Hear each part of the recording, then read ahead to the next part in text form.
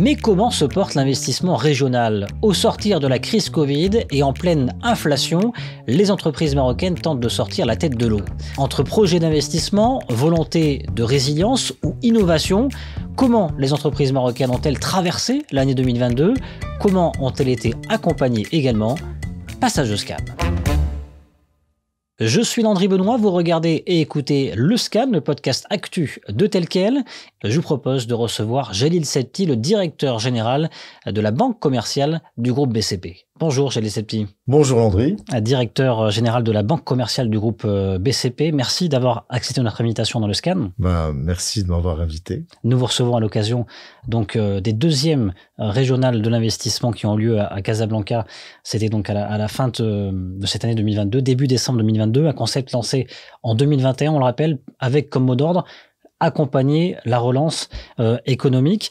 Avant de parler chiffres, avant de parler bilan, impact de ce rendez-vous, de votre regard également sur l'investissement régional, quel regard et quel bilan vous portez sur cette année 2022? Écoutez, l'année 2022, au début de la deuxième édition des régionales, de l'investissement, devait être vraiment marquée par la sortie de crise Covid. Malheureusement, on a été happé par cette crise géopolitique et qui a quand même généré pour le tissu économique marocain beaucoup d'impacts, notamment la hausse des coûts énergétiques, l'inflation. Et c'est dans ce contexte qu'on a mis en place ces régionales où il fallait être encore beaucoup plus proche de nos clients pour pouvoir les accompagner pour juguler. Comment juguler cette inflation, notamment comment aussi la question baisser les coûts énergétiques.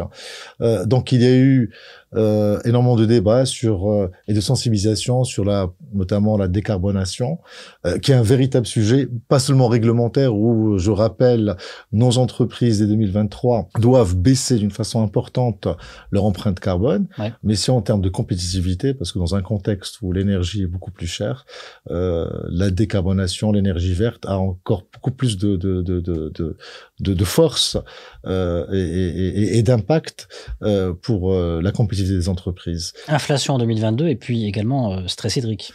Oui, on a eu l'inflation et effectivement, ça a été accompagné par une saison agricole qui a été impactée par très peu de pluie, par de la sécheresse.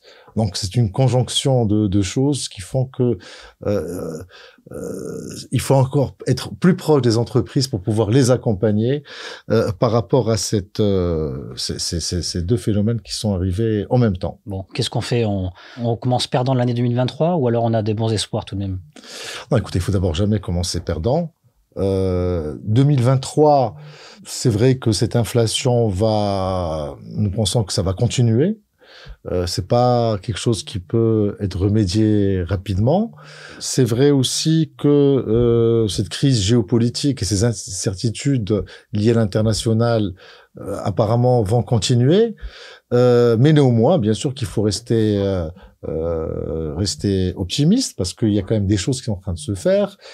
Il y a le déploiement du fonds Mohamed VI qui va aussi mettre du capital dans l'économie marocaine, notamment en equity, dans l'infrastructure, etc., qui peut générer une dynamique. Il y a cette charte de l'investissement qui va venir aussi avec certaines incentives aux entreprises et à l'équilibre territorial pour que cet investissement puisse être périn et homogène à tout le territoire marocain. Très attendu, cette charte de l'investissement, enfin. Absolument, enfin. Il y a aussi les opportunités liées à la chaîne d'approvisionnement qui a été perturbée et je pense que le Maroc a un bon coup à jouer pour pouvoir attirer des investisseurs au Maroc. Et puis, quand même, une fin d'année qui était intéressante. Il y a de la pluie. Et en même temps, il y a quand même cette épopée de l'équipe nationale qui va donner du peps et beaucoup d'élan, de dynamisme à tous les Marocains. Un vrai focus Maroc, une image Maroc qui sort renforcée, peut-être même un message de résilience quelque part qui est passé. Un message de résilience, un message extraordinaire et de fierté qui va nous donner du baume au cœur, d'être fiers de ce que nous sommes et ce que nous avons réussi dans le sport et dans le football en particulier, on peut le recevoir aussi. On peut le réussir aussi ailleurs, et notamment dans l'investissement. Pour vous, il y avait deux événements finalement en 2022. Il y avait non seulement la Coupe du Monde, mais il y avait ces régionales de l'investissement. Avant peut-être de dresser le bilan, d'abord, comment est venue l'idée de ce roadshow initialement? Alors écoutez, l'idée, le fait d'être proche de nos clients, ça a toujours été dans notre ADN, ne serait-ce que par notre organisation, je rappelle, avec des banques populaires régionales qui sont dans chaque région et qui rayonnent dans la région, qui sont proches et qui sont le premier banquier et financeur dans chaque région. Aussi, ce qui est intéressant à dire, c'est que on le faisait, c'était des initiatives avec un sujet. Cette fois, on a saisi l'occasion de rassembler tout le dispositif dans son ensemble et d'aller au-devant des entreprises régionales pour leur expliquer, les informer du dispositif, de leur dire comment on va vous accompagner avec des véritables messages, une véritable information. Et pas seulement, on a été aussi dans une approche très pragmatique, c'est que les après-midi, on a eu des workshops, du one-to-one, où la banque, avec ses différentes filiales, donc la banque dans le groupe dans son ensemble, avec les partenaires, on a eu quelques 80 partenaires et vraiment, je voudrais saisir l'occasion de les saluer, qui nous ont accompagnés, qui soient privés, publics, centraux et régionaux, qui étaient avec nous et qui ont accompagné les entreprises régionales pendant ces régionales d'investissement. Juste avant de dresser le bilan de ces régionales, est-ce que vous diriez que cet événement, il vous a permis à vous de davantage affiner votre connaissance des entreprises dans l'ensemble du territoire? Absolument. En fait, ce qui était très important, parce que la connaissance, nos banques populaires régionales sont encore, je le répète, très très proches de ses clients, mais ce qui nous a permis à nous, au niveau de la BCP et aussi à nos partenaires, d'écouter les problématiques dans lesquelles ils sont confrontés, et de pouvoir aussi y apporter des solutions. Alors nous, pour notre côté, ce que nous pouvons dire, c'est que cette deuxième édition des régionales a évolué par rapport à la première. C'est-à-dire qu'on a voulu raccorder à chaque région un secteur d'activité, ce qui nous a permis d'avoir vraiment une vision transversale par secteur, d'aller en profondeur par rapport aux problématiques liées par secteur d'activité. Alors bon, nous, ce qui nous a permis, c'est que d'écouter les problématiques de financement et d'y apporter des réponses. Et ce que nous avons fait en apportant des réponses sectorielles. On parle de souveraineté industrielle, on a aujourd'hui des produits qui répondent justement à ces souverainetés industrielles, souveraineté sanitaire. On a un pack sur le souveraineté sanitaire. Nous avons aussi pour le souveraineté alimentaire. Donc, et ça, nous allons continuer à vraiment mettre en place une offre dédiée par secteur d'activité pour être vraiment le plus précis possible dans l'accompagnement des entreprises dans ces différents secteurs. Il y a aussi des problématiques qui ont été transversales à tous les secteurs. Je dirais celui de l'accompagnement. C'est vrai que l'accompagnement, l'information, il faut pas qu'elle reste à Casablanca ou à Rabat. Il faut aussi aller informer et accompagner l'entreprise là où elle est. Dans les régions, on a parlé aussi d'un développement périn et homogène, et c'est important que les régions puissent être fournies de la même qualité d'information et d'accompagnement. Il y a des problématiques qui sont liées au foncier qui sont apparues assez souvent.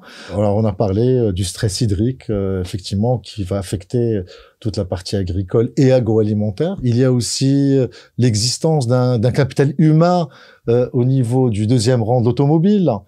Il y a aussi l'existence des zones industrielles dépolluées pour l'industrie chimique et parachimique. Enfin, il y a une série de points qui ont été évoqués. Alors, ceux qui nous ont concernés, nous sommes en train de les prendre en charge. Certains ont déjà été livrés et nos partenaires aussi sont en train de prendre en charge les problématiques qui ont été évoquées, sachant que il y a des régions où les choses sont en train aujourd'hui d'être vraiment prises en charge et d'autres sont en cours d'être faites. Là, sur ces deux éditions des régionales de l'investissement 2021-2022, combien d'entreprises ont été accompagnées à peu près? Alors, écoutez, ce qui est intéressant à dire, c'est que il y a aussi, on a parlé un peu du contexte dans les deux éditions. Premier contexte, c'était crise Covid. Et franchement, on a fait la première édition parfois en pleine vague Covid, dans l'intervalle en tout cas des vagues Covid. C'est pour ça qu'il y a eu cette formule de distanciel et présentiel, ce qui nous a permis dans les 2 éditions de toucher plus de 6000 entreprises, de signer quelques 18 conventions avec des fédérations, etc., qui nous permettent d'enrichir l'offre d'accompagnement du groupe vis-à-vis de ses clients. Ça nous a permis d'être aussi accompagnés par 80 partenaires publics et privés. Alors, nous avons pu déterminer quelques 25 milliards de dirhams d'intention d'investissement, ce qui est franchement c'est colossal, surtout s'agissant de TPME. Donc c'est pas des gros, donc il y a un nombre important. Et pendant cette période, nous-mêmes, nous avons été très agréablement surpris par cette appétence à l'investissement. Donc ça dépassait vos attentes. Ça nous a dépassé nos attentes. On a eu, ça correspond à quelques 15 milliards de dirhams de besoins de financement. Et sur ces 15 milliards, pratiquement 4 milliards ont été accordés par nos différentes instances décisionnelles de la banque, ce qui est très intéressant, dont un tiers est concentré sur Casablanca, et ça révèle bien sûr le poids de Casablanca sur le PIB marocain, mais les 2 tiers ont été pris par la région de Rabat, Agadir, les régions du sud aussi, donc pratiquement à part égale.